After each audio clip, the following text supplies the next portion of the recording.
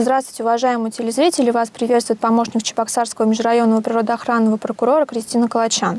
Чебоксарская межрайонная природоохранная прокуратура напоминает, что с 1 января 2017 года применяется статья 846 Кодекса Российской Федерации об административных правонарушениях, которая предусматривает административную ответственность за невыполнение либо несвоевременное выполнение обязанностей по направлению заявки на постановку на государственный учет объектов, оказывающих негативное воздействие на окружающую среду. Санкция данной статьи предусматривает административный штраф в размере на должностных лиц от 5 тысяч до 20 тысяч рублей, на юридических лиц от 30 до 100 тысяч рублей. При этом надо отметить, что индивидуальные предприниматели по данной статье несут административную ответственность как юридические лица. Напомним, что согласно федеральному закону об охране окружающей среды, юридические лица и индивидуальные предприниматели, которые осуществляют эксплуатацию объектов, оказывающих негативное воздействие на окружающую среду, обязаны в течение 6 месяцев с момента начала такой эксплуатации направить заявку о постановке на государственный учет таких объектов в управление Росприроднадзора по Чувашской Республике либо в Министерство природных ресурсов и экологии Чувашской Республики в соответствии с их компетенцией. Межрайонной прокуратурой проведена проверка соблюдения миграционного законодательства. Проведенной проверкой установлено, что при первичной выдаче паспорта гражданина Российской Федерации документы, подтверждающие гражданство России, лицом не представлено. Решение о документировании его паспортом принято в отсутствии сведений о наличии гражданства. На основании заключения отдела МВД России по Канашскому району от 19 ноября 2016 года вышеуказанное лицо гражданином России не является. В этой связи на основании заключения, утвержденного министром внутренних дел Чувашской Республики от 20 декабря 2016 года, паспорта гражданина Российской Федерации признаны выданными в нарушении установленного порядка. Нахождение лица, не являющегося гражданином Российской Федерации на ее территории, на основании незаконной регистрации нарушает интересы Российской Федерации в сфере миграционного контроля и учета. В соответствии с статьей 39 КАС РФ Межрайонная прокуратура обратилась в суд с административным исковым заявлением о признании незаконной регистрации и снятии с учета лица. В соответствии с Налоговым кодексом Российской Федерации налогоплательщиками земельного налога признаются, в частности, физлица, обладающие земельными участками на праве собственности, праве постоянного бессрочного пользования или праве пожизненного наследуемого владения. Для них налоговая база определяется на основании сведений, которые предоставляются органами, осуществляющими государственный кадастровый учет, ведение госкадастра недвижимости и госрегистрацию прав на недвижимое имущество.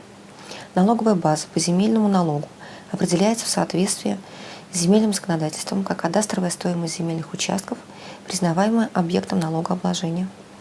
Для ее установления проводится государственная кадастровая оценка земель в соответствии с законодательством об оценочной деятельности. Органы исполнительной власти субъектов Российской Федерации по представлению территориальных органов утверждают результаты государственной кадастровой оценки земель. Они могут быть оспорены в суде или комиссии по рассмотрению споров о результатах определения кадастровой стоимости. Здравствуйте, уважаемые телезрители. Я старший помощник Канашского межрайонного прокурора Янтыков Ракип Минфатынович. Постановлением правительства Российской Федерации от 19 января 2017 года номер 35 об утверждении индекса роста потребительских цен за 2016 год для установления стоимости одного пенсионного коэффициента с 1 февраля 2017 года увеличен средний размер страховой пенсии. Неработающим пенсионерам с 1 февраля 2017 года проиндексируют пенсии на полный размер инфляции по итогам 2016 года 5,4%. Средний размер пенсии в 2017 году достигнет 13 620 рублей. Таким образом, средний размер страховой пенсии после перерасчета с 1 февраля 2017 года увеличится на 384 рубля. При этом страховая пенсия по старости возрастет на 400 рублей, по инвалидности на 160 рублей и по случаю потери кормильца на 315 рублей. 2 февраля 2017 года Канашский районный суд вынес приговор в отношении Алексеева Евгения признана виновным в применении насилия в отношении представителей власти в связи с исполнением своих должностных обязанностей, не опасного для жизни и здоровья, то есть совершение преступления, предусмотренной части 1 статьи 328 Уголовного кодекса Российской Федерации. В ходе предварительного расследования и в суде было установлено, что 20 апреля 2016 года Алексей с целью причинения физической боли и телесных повреждений, а также воспрепятствования сотрудникам полиции по задержанию и доставлению его в следственный орган, нанес им удары по голове и руке. Учитывая, что подсудимый Алексеев Евгений ранее был судим, имеет непогашенную судимость, а также с учетом характера и степени общественной опасности совершенного Алексеевым преступления, ему назначено наказание в виде лишения свободы сроком на 2 года с отбыванием наказания в исправительной колонии строгого режима. В настоящее время приговор пока не вступил в законную силу. Добрый день, дорогие телезрители. Перед вами выступает помощник Канашского межрайонного прокурора Емельянов Дмитрий Михайлович.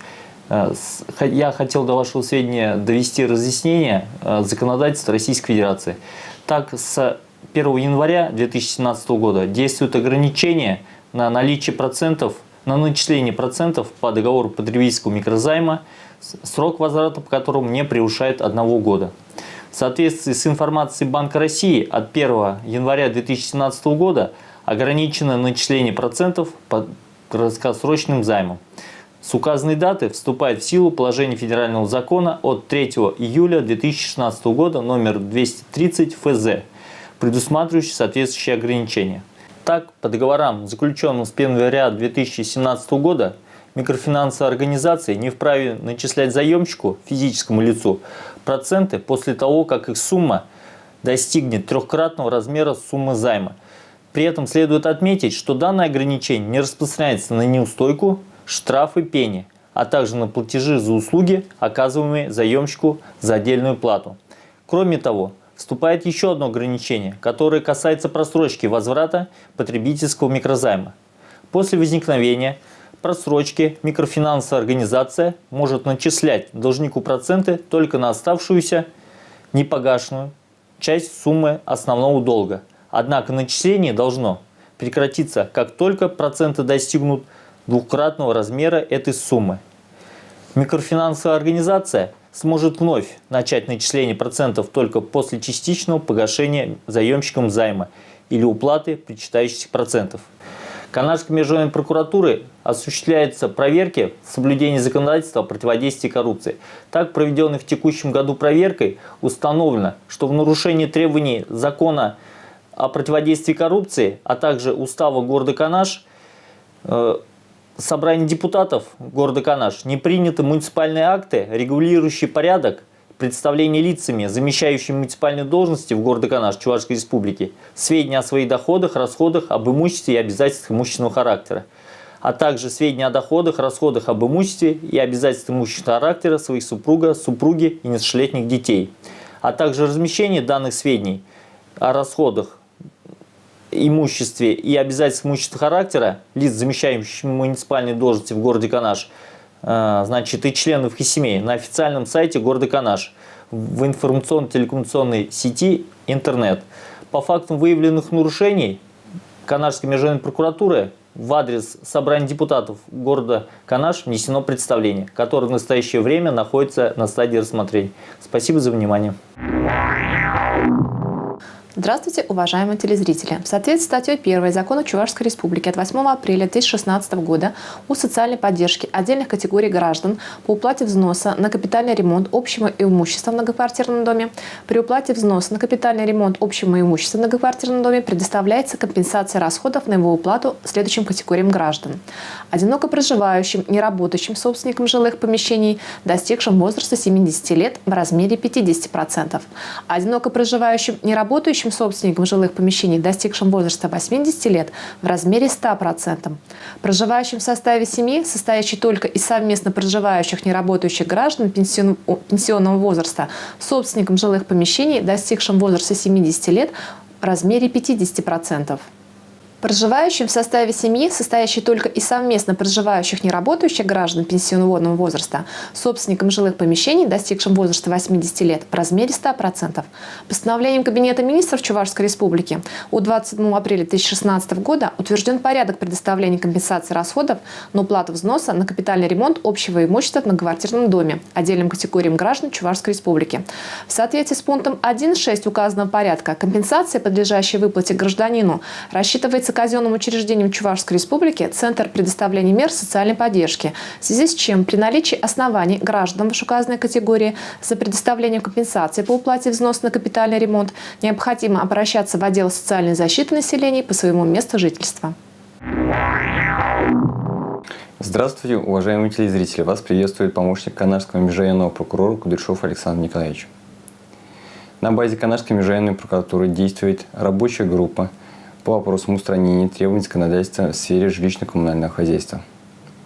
9 февраля 2017 года проведено очередное межведомственное заседание указанной рабочей группы. На указанном заседании рассмотрены вопросы погашения задолженности организации жилищно-коммунального комплекса за потребленные топливно-энергетические ресурсы, необходимые для предоставления коммунальных услуг. По результатам заседания межведомственной рабочей группы разработаны конкретные мероприятия, позволяющие уменьшить размер задолженности за топливно-энергетические ресурсы. При этом в связи с наличием задолженности МП УК ЖКХ перед водоканалом в размере более 7 миллионов рублей за потребленную электрическую энергию, руководителям указанных организаций предложено разработать план-график погашения текущей просроченной задолженности. Решение, принятое на указанном заседании межведомственной рабочей группы, поставлено на контроль межрайонной прокуратурой.